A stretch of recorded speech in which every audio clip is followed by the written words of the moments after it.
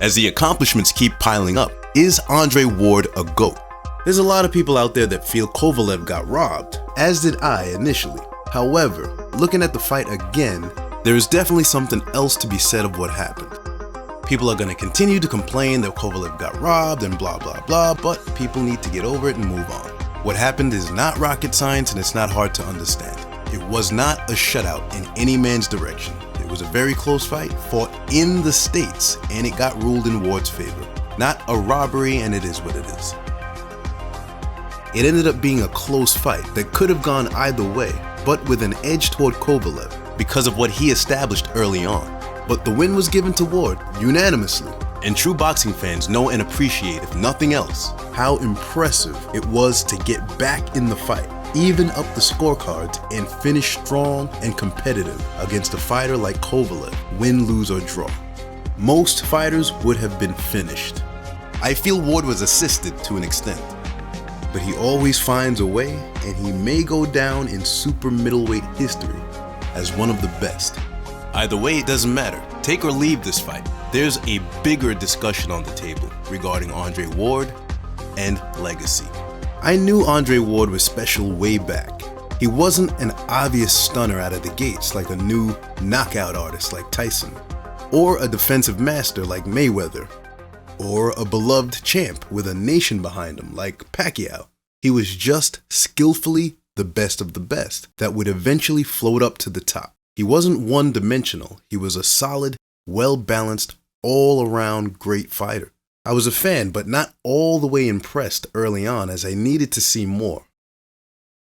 It was after the super middleweight tournament that confirmed it for me that he was a GOAT on his way.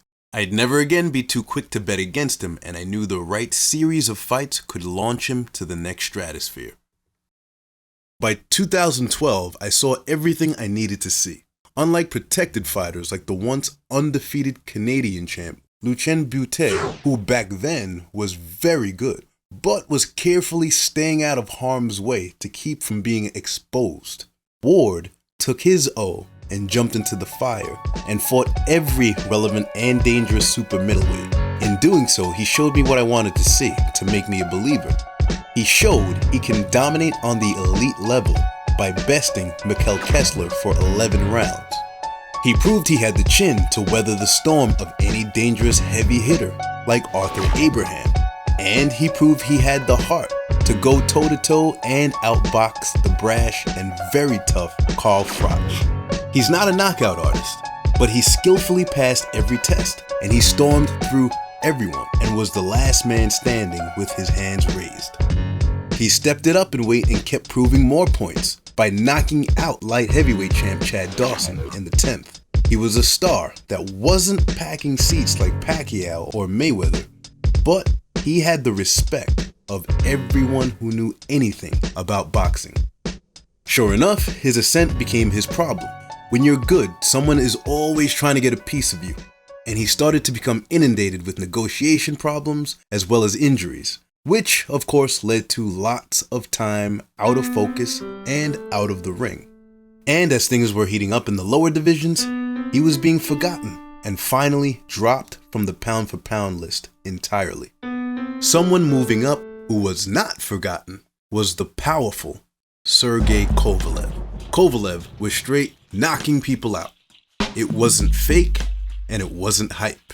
He was the real deal with punching power for all in the division to be very concerned about.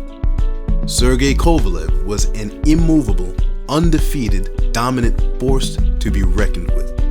At first, there was growing excitement surrounding the possibility of a fight between Kovalev and the dangerous Adonis Stevenson, aka Superman. Stevenson is another powerhouse in the running for light heavyweight supremacy.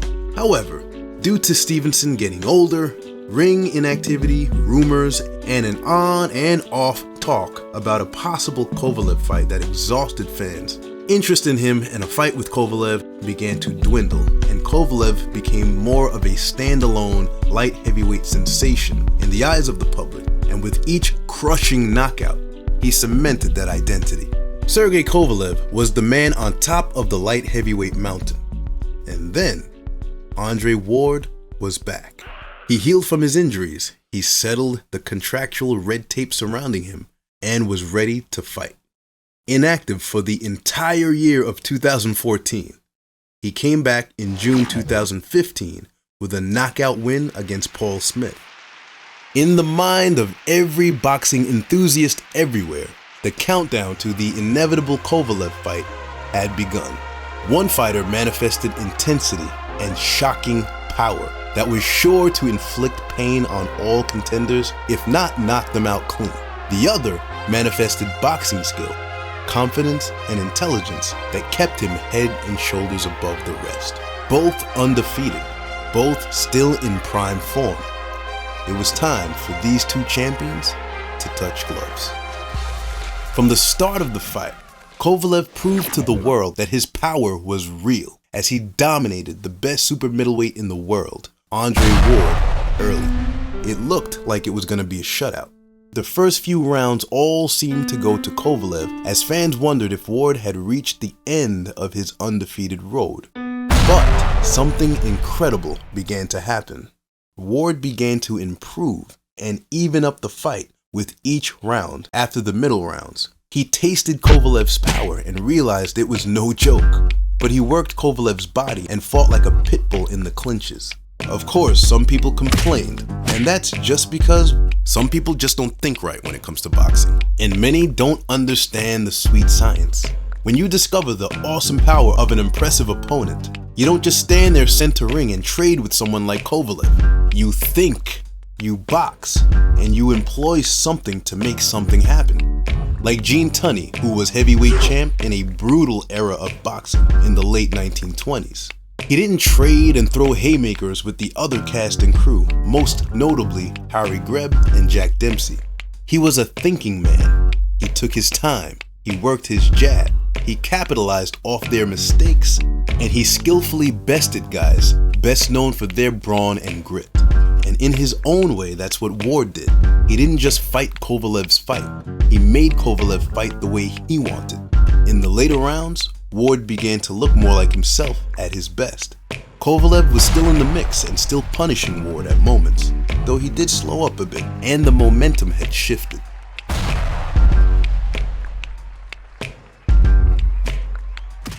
As this awesome fight came to an end, Andre Ward was awarded the unanimous decision win. I disagreed. I think Kovalev was the bull against the matador all night, and I felt he did more than enough to win. If it wasn't for the knockdown and the deficit in the early rounds, I'd say Ward definitely won that fight. But it was hard not to notice that Kovalev's power and ability to end the fight was an ever-present problem that Ward was trying to grapple under control.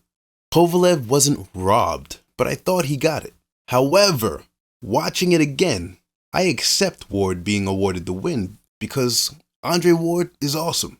The way he finished up was masterful.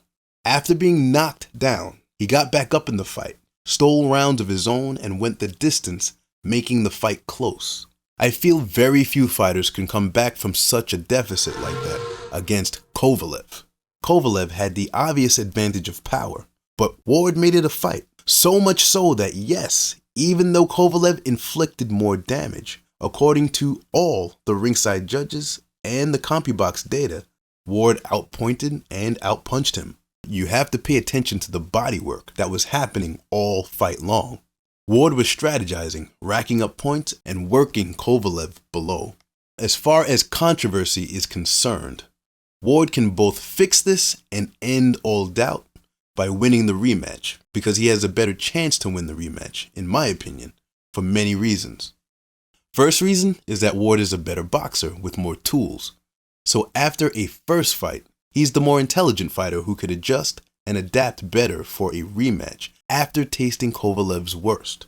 Kovalev is most likely going to try to recreate the same strategy, but do it more convincingly and try to put him away.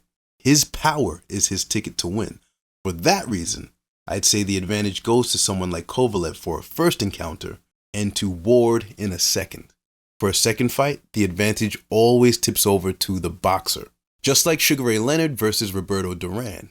The brawling Duran takes Leonard in the first meeting, but Leonard adapts and schools Duran in the second. Also with Mayweather versus Maidana, Maidana gave Mayweather lots of problems in the first meeting, but Mayweather, the better boxer, left Maidana behind in the second.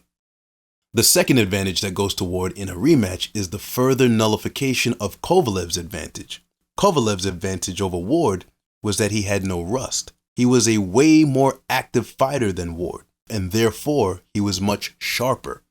Ward had so many layoffs that he wasn't as sharp. In the rematch, Ward is a little closer to the ring activity and more ready to go. So Ward benefits in a rematch, but that's not a prediction, and we'll see. At any rate, Andre Ward went up in weight and fought the most dangerous threat in boxing. And regardless what anyone thinks, fight number 1 goes in the books as a W. So no, he's not the most exciting, and his biggest win could have been done with more of an exclamation point. But regardless, the man is impressive. The field he faced thus far is impressive. And from US gold medalist to pound for pound best, he's still answering all his tests, and he's still on his way to legendhood. Even if he loses a fight or 2 from here, he's still on a 2 or 3 fight course away from reaching a boxing pinnacle that very few could reach or match. If he beats Kovalev at least one more time, if he beats Stevenson, if he beats Triple G, or if he simply beats a few more elite level title holders in the super middleweight division, light heavyweight division, or heavyweight division like he's flirting with, he would have successfully made a case for himself for goathood that we'd have to start discussing. Let's not lose sight of the fact that we're not dealing with someone that had a career of being helped along. It's still far from over, and the resume is still in the making.